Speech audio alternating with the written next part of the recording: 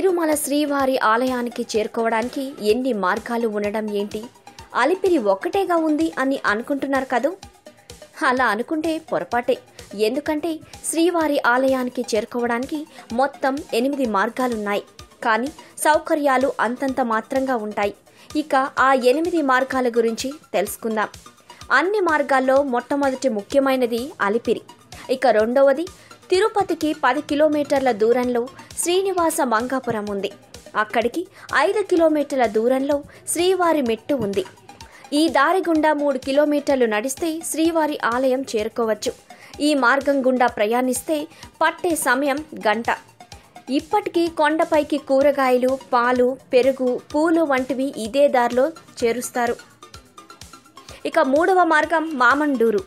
ఇది తిరుమల కొండకు ఈశాన్యంలో ఉంది.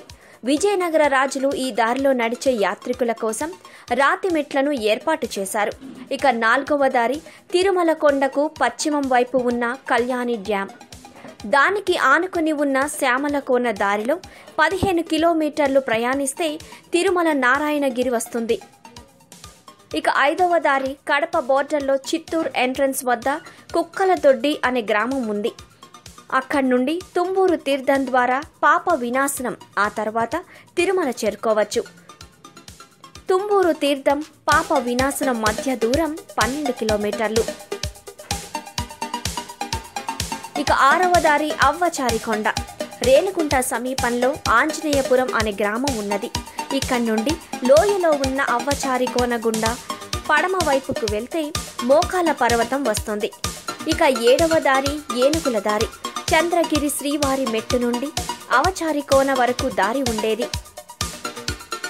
తిరుమలలో నిర్మించిన అందమైన మండపాలకు కావలసిన రాతి స్తంభాలను ఏనుగుల గుండా ఈ మార్గాన్ని చేరువేసేవారు. ఇక ఎనిమిదవ దారి తలకోన నుండి ఉంది. జలపాతం వద్ద నుండి నడుచుకుంటూ జెండాపేటు దారిలోకి వస్తే మీరు తిరుమలకు చేరుకున్నట్లే. ఈ మార్గాన 20 కిలోమీటర్లు ప్రయాణం చేయాల్సి ఉంటుంది. ఈ వీడియోపై మీ విలువైన కామెంట్స్ ని మాతో షేర్ చేసుకోండి. అండ్ ఇంకో విషయం, సబ్స్క్రైబ్ చేయడం మర్చిపోకండి.